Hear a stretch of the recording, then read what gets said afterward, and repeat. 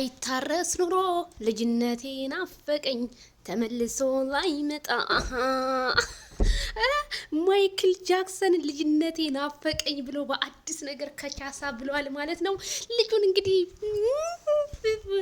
ከማይክል ማይክል ከልጅ ጋር መጣ።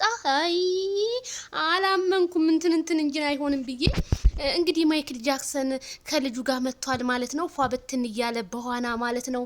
ኦ ዛሬ እራት ግብዣ ነው ምንድነው? ከማጋ ነው? ከከረሚላ ጋር ነው? ከማጋ ነው?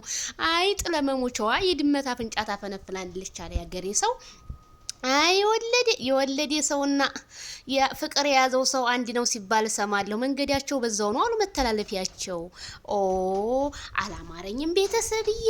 እንዴ ህይወስላታ ከኛ ስንት ነገር ስንጠብቅ ዛሬ ማይክል ጃክሰን ልጁን ይዞ መጣ ቤተሰብዬ። እኔ በጣም ነው የደነገኩትኝ።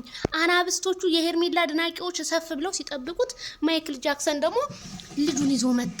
ግን ከስሩ ማንም የለም።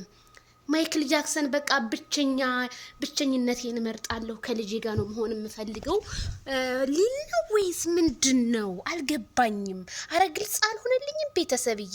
ይሄ ነገር ከባድ ነው፣ ከባድ መርዶ ሊሆንብን ነው። ምንድን ነው እንደው ተወጣጥራል ማይክል ጃክሰን።